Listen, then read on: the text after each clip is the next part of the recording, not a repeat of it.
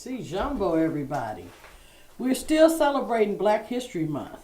I'm your host, Catherine Hunter Williams, along with my co-host, Miss Catherine Blake. Hello, everybody. And we welcome you all back to Satora's Black History Corner internet program. Amen. As I said, we're still celebrating Black History Month, and today we're going to tell a little bit about our story of the founder of Black History Week, and then keeping up with the tradition of preserving our story as Carter G. Woodson did, so that we can continue to pass on our story to our future generations. This is a little history, and I'm just giving a little history, and then Miss B gonna take it over, because she has some history about Michigan's town in the Detroit. United Sounds of Detroit. All right. And y'all probably haven't heard a lot about that one, but I know you know about Motown, but we're going to turn you on to this one. All right, Carter G. Woodson. He was born December 19th, 1875 in New Canton, Virginia. He was an American African historian, author, journalist, and the founder of the Association for the Study of African American Life and History. Woodson was one of the first scholars to study African American history. He was a founder of the Journal of Negro History in 1916. Woodson has been cited as the father of Black history. In February 1926, he announced the celebration of Negro History Week, considering the precursor of Black History Month, which I found out, I think it started in 1976, and I think we made a mistake and said it happened in 1986. Oh, yeah. Yeah. I don't know how I thought it was 1986, but it makes sense that it was 1976. Okay. Mr. Woodson, Carter G. Woodson, joined his beloved ancestors on April 3rd, 1950. He was 74 years old in Washington, D.C. And as you see now that we have a whole month for the celebration of his, and I'm so glad that he did start it, that he realized that we needed someone to preserve our story, and nobody was doing that till he came along. Right. And then he started this one in Negro History Week. And so every year they would do a celebration of it, and now it's a month, and we are doing it now. Mm-hmm. But we also say today that you can celebrate all year long. 24/7. You don't have to just do it in the month of February. There's nothing wrong with learning about our story and learn the truth about it. 365. All right. And I want to end this with a quote from Carter G. Woodson. Every man has two educations, that which is given to him, and the other, that which he gave himself. Mm-hmm. Of the two kinds, the latter is by far more desirable. Indeed, all that is most worthy in man, he must work out and conquer for himself. It is that which constitute our real and best nourishment.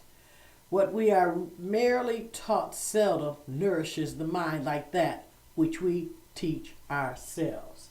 And that is what we're doing. We teach our story to our youth. We passing it on, and also to the adults that's out there listening. Absolutely. And we come with the truth. We ain't coming with no stuff, no misinformation, nothing. Right. And that has to stop. But anyway, I could go off on a long tangent about that, but I'm gonna leave that alone. We gonna come back to Miss B and let her tell our story about United Sounds of Detroit. Yes. And before Motown, and I know everybody knows about Motown, before Motown was United Sounds of Detroit. It's sitting on 2nd Avenue at Antoinette.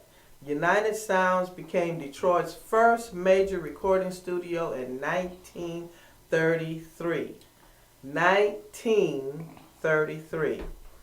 Number 5840 has been a residence prior to its procurement by Jimmy Syracuse. And over the years, many famous artists passed through its doors, including John Lee Hooker. We know about him. Jackie Wilson. Mm-hmm. John Lee Hooker was a blues. He still is all that rough. And Aretha Franklin. Jimmy's son, Joe, was studio engineer and was active on many of Johnny Lee Hooker's Detroit recordings. Not far behind the ground level glass window lies Studio B. That to the rear of the building is a massive extension with which sits Studio A. In 1959, with the help of a loan from his family trust, Berry Gordy Jr. bought some studio time to produce his very first Motown record, and it was Mary Johnson's Come to Me, which was later released on Tamala 101. Now, can I ask you a question? Do you know who Mary Johnson is? No, I was thinking about Mary Wells. I don't know any Mary Johnson. Never heard of her. Okay. Mm-hmm. Maybe you do But something. something to look up. Yeah. Mm-hmm. Hitsville was purchased later that year, and it's probably no coincidence that it's a similar shaped building. And in 1971, United Sounds was bought by one of Detroit's great unsung heroes, Dan Davis. Dan had used the studio extensively in the previous decade and produced many fantastic souls sides therein. Number 5840 is due for demolition, but it is currently occupied by a copyright firm who know all about its history and its soul stars. But from what I'm understanding, that there is a group of preachers that are preaching, it's a studio for a group of preachers. I saw it on that show, The Preachers of Detroit. And that's where they're recording their gospel in there. Now you know about United Sounds of Detroit. Before Motown was United Sounds, and that's where the building is they said it was going to be a historical site also. And also there were rock musicians like the Rolling Stones and funk bands like Funkadelics. The studio was also the site of a first recording for Berry Gordy, and on that song that you had just talked about with Mary Johnson. I need to look her up too. The building was threatened by a planned highway service, and it was going to be closed. Mm-hmm. And I think the picture that I have that I could get, it's not a very good clear picture, but you can see the building. Mm-hmm. But as you can see, it looks like it is boarded up, Mm-hmm. And the studio was bought in 2009 and is currently reopened. Mm-hmm. And there is a debate within a collectors forum in Detroit music historians about the origins of United Sounds. Oh, really? Yeah, systems. The issue revolves around when the first cast location for the studio began and when it moved to the current location at 5840 2nd Avenue. Oh. Regardless, it was listed at the current 2nd Avenue location by 1943. Ah. So they are trying to get that into a historical building, get a marker. Well, it's good to know all the information. MDOT spokesman Rob Morossi said MDOT met with Scott last summer and had a good conversation about various options on the table. One of those options he confirmed would be to moving the studio from the location at 2nd at Antoinette. We're waiting to hear back from them. Scott says she's exploring her options, but moving the large house and the back studio is not what she favors. They want to keep it where it's at. Mm-hmm. Later in March, the AP reported that the Detroit City Council will refer the United Sound Systems recording studio matter to a historic designation advisory board for study. If they make that into a historic site, then they can't tear it down, they can't Right. do with it. You've dealt with historic sites Yeah, before. it is done. All so right. you think they'll put a marker there? They can push it. They get the history right and everything. It takes some people to do it, but it can happen. It's how they do it, and that's get in contact with those up there in Lansing. Lansing at the historical museum. Michigan Historical Museum, Mm-hmm. and just get in contact with them. It can be done. Amen. But if it get done, there's no way they can tear it down. They can't move it. Mm-hmm. It has to stay right there. So it's a lot of things that they can do with it. Let me just give a little bit more. The band called Def first started recording at United Sound Studios on February 18th, 1975 after a deal with Don Davis. Have you ever heard of the band called Def? Yeah, no. Man, this is really, and yet this was in our time. Never heard of them. All right, so okay, we're gonna move forward. Def significantly contributed to United Sound Systems by introducing their innovative sound. The band members recently visited United Sounds in 2013 and signed, there it goes, a petition for the studio to prevent its demolition. So it can be done. Mm-hmm. That's our story. And let me just a little bit more. Celebrated artists such as Jack White from the White Stripes reacted to Def's single saying, "The first time the stereo played Politicians in My Eyes, I couldn't believe what I was hearing. When I was told the history of the band and what year they recorded this music, it just didn't make sense. Ahead of punk and ahead of their time." Amen. So they did a song called Politicians in My Eyes. That's interesting. I would like to hear I'd what like they to were hear saying. that too. Yeah. But that's our story Amen. about United Sounds. Of Detroit. Thank you, Miss B. Yeah, before Motown. Yeah. And I really didn't know about them until I watched that, which is very interesting what they're doing down there in Detroit.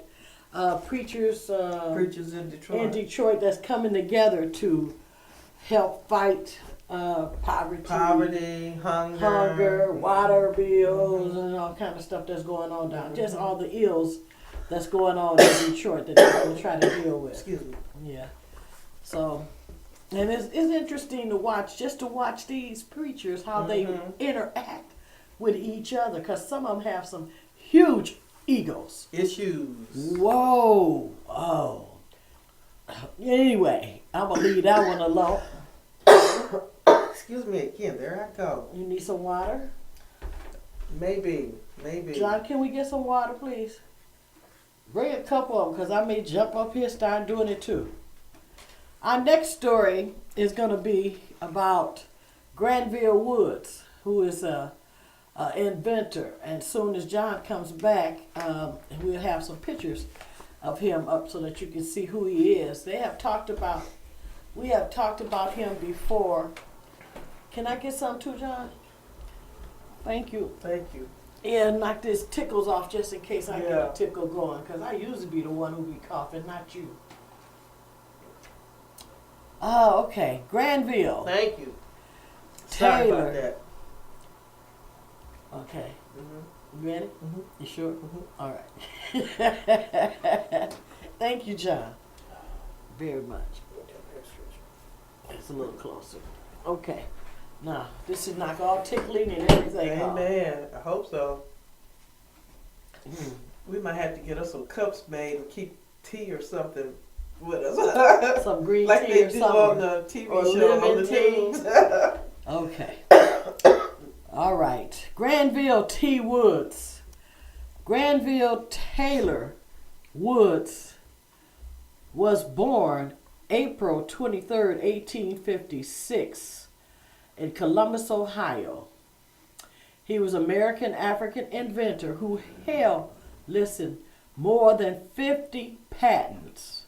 He was also the first American of African ancestry. You know what's important about that is that he was smart enough to have patents. Mm-hmm. And he was able to have some patents, you know. This was in 1856, so it was after 1856. slavery. Yeah. Because if he did these inventions during slavery, Yeah, some yeah. masters would have took it. They still could have took it even after that. No. But it was to have a mind at that day and time to have a patent. That's a good thing. Yeah.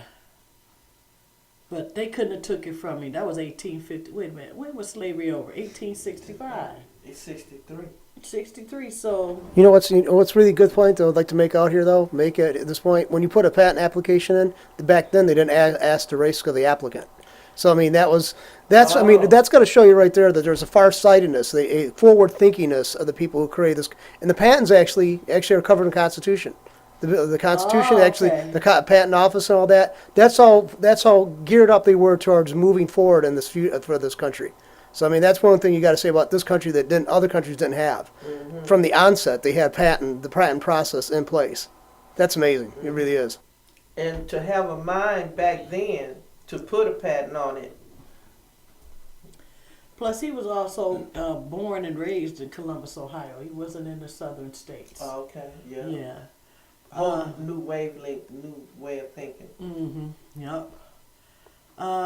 He was also the first American of African ancestry to be a mechanical and electrical engineer after the Civil War. Mm-hmm. Self-taught, he concentrated most of his work on trains and on streetcars. One of his notable inventions was the multiplex telegraph, a device that sent messages between train stations and moving trains. His work assured a safe and better public transportation system for the cities of the United States. According to some sources, Granville T. Woods was born to a mixed race family in 1856. His mother was part Indian and today referred to as Native American. They don't like to really be called Indians, just like we don't like to be called that N-word. And his father was black. Granville attended school in Columbus until age 10. That's why I say he was raised in Ohio, because slaves did not have schools. Right. And then he served as now this is something here. He attended school in Columbus until age 10, and then he served an apprenticeship in a machine shop and learned the trades of machinists and blacksmiths at the age of 10. Some sources of his day asserted that he also received 2 years of college level training in electrical and mechanical engineering at 10. Wow. But little is known about where he might have really studied. In 1872, Woods obtained a job as a fireman on the 1872. How old was he? 72, 62, 56, 66. That's 10, almost 20 years old. Okay. Woods obtained a job as a fireman on the Danville and Southern Railroad in Missouri, eventually becoming an engineer. In 1876, he moved to Springfield, Illinois, and worked at a rolling mill, the Springfield Iron Works. He studied mechanical engineering, so he did this all his life, seemed like, from after getting out of school at age 10. Then they don't do that today with the children. They get to 10 at the age of 10, and then they put them into an apprentice. Can you imagine 10-year-olds today? If they was doing this, if they was putting them into those kind of situations. Well, I do remember when I was 10 and 11, when I was in school, they put us, and we were predominantly black, they put us in a geometry class just to see if we could do it. Okay. Yeah, I was in the 5th grade. Okay. That's about 10 years old. And as they saw the math that I was doing, each year that I moved up, they gave me an even harder math. But it started out as an experiment just to see if we could do it. If you could do it. If we could do it. Well, I don't think this was no experiment with him. This was just a part of... That was part of life. Of his life, yeah. Because it says he also... he worked at a rolling mill, the Springfield Iron Works, and he studied mechanical and electrical engineering in college from 1876 to 1878. So he took 2 years of college in engineering.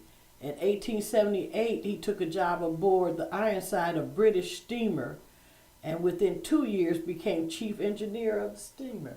Wow.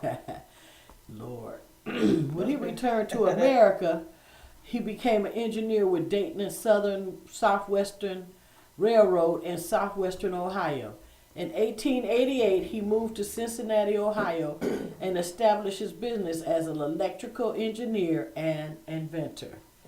After receiving the patent for multiplex telegraph, and we do have a patent of that, John, a picture of that patent of that telegraph. He reorganized his Cincinnati company as the Woods Electric Co. But in 1892, he moved his own research operations to New York City, where he was joined by a brother, Laetus Woods, who also had several inventions of his own. So that's why he's in the family. Okay. Some internet sources claim he was married, but this is not mentioned in any newspapers of his day. And in fact, some specify that he was a bachelor. Mention was also made that he was a very articulate and well-spoken. And you can kind of see that in his picture. He's a handsome-looking man, Yes, too. he is. As well as meticulous and stylish in his choice of clothing. Yeah, you can see that, too. And he was a man who preferred to dress only in black. Oh. Oh. At times he would refer to himself as an immigrant from Austria. Really? Didn't say he was from here, huh? In the belief that he would be given more respect if people thought he was from a foreign country. Oh. And he probably could pass for that because his mother was Native American, his dad was black. So he had had that a look. Yeah. Yeah. That's something But you else. still black. Yeah. There's a lot of us walking around here with Native Americans in our family. Yeah. That we still... You're still Mhm. American African, you're still black, and some people consider you something else. Mhm. Well, you know, I'm from Oklahoma, and that was prevalent there. And from what I'm understanding is that a lot of the Native Americans have kicked the African Americans out of the tribes and said they're not full-blooded, they do not belong with them.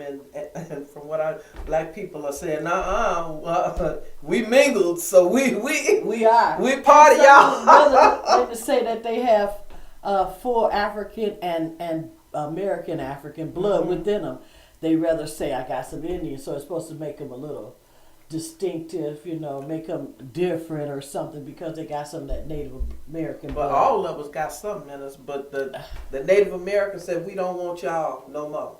Mm. We are full-blooded Native Americans, and we kicking y'all out.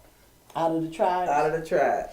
And where that happened? Oh, that's been going on. They've been fighting with that for years. The Seminole Indians did that just about 3 years ago. I read the Seminole Indians. They had there's like a big fight between the ones that had half African ancestry as well as the ones that are more native. Yeah, basically they wrote them out of any kind of funds that come in. Everything. For like the cigarette tax, they could sell cigarettes tax free on the reservations. That's a big income drawer for them. So yeah, they want to protect that. Those people do. So I don't know if that's still going on, but that was like 3 years ago I read about that.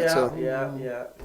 Well, that's not the impression I got from them because when I was fighting the nigger word, they approached me to come and speak at their event because they was fighting those mascots and the word Indian. They don't like to be called Indian. They prefer to be called Native Americans or Native, because they are the native The of this natives country. here, yeah.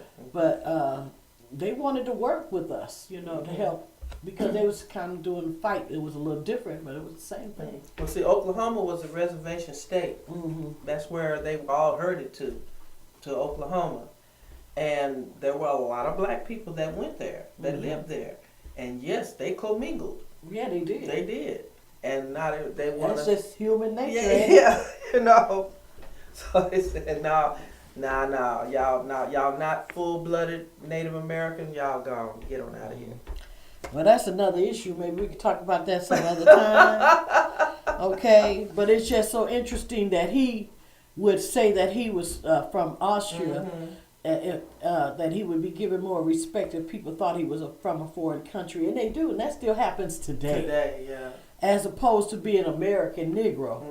In his day, the black newspapers frequently expressed their pride in his achievements. You can be the darling of the newspaper, of the media.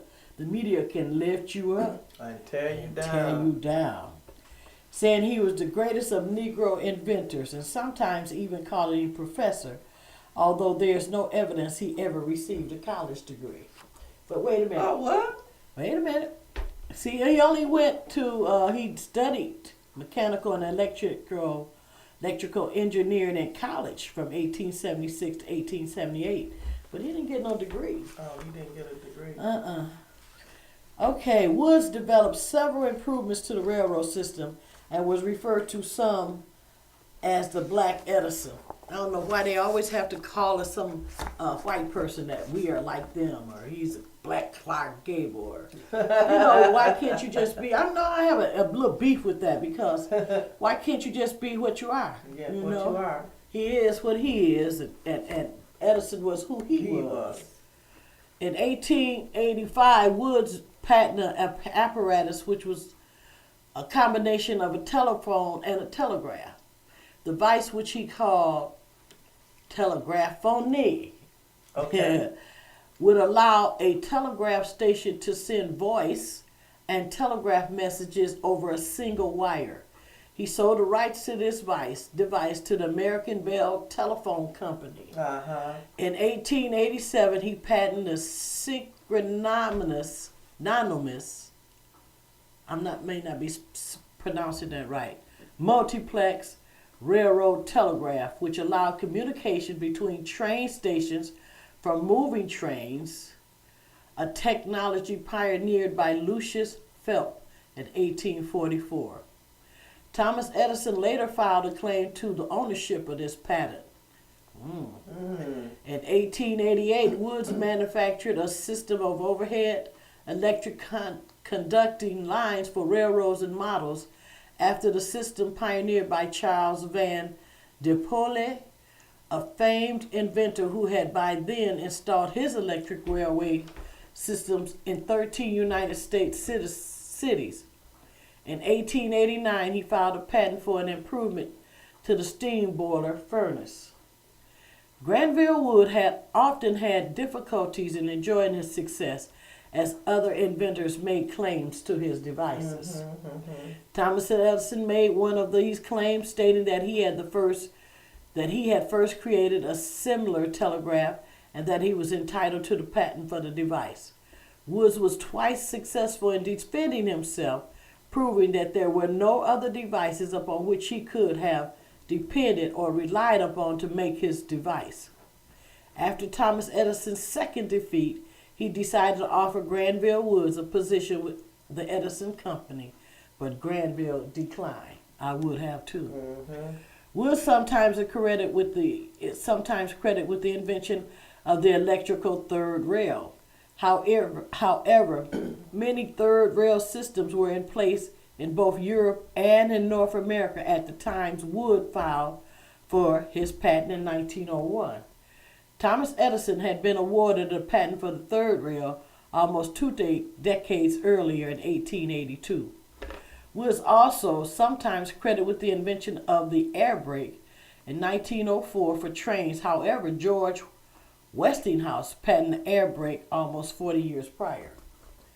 Over the course of his lifetime, Granville Woods would obtain more than 50 patents for inventions including an automatic brake and an egg incubator, and for improvements to other inventions such as safety circuits, telegraph, telephone, and the phonograph. He joined his ancestors on January 30th, 1910 in New York, having sold a number of his devices to such companies as Westinghouse, General Electric, and American Engineering.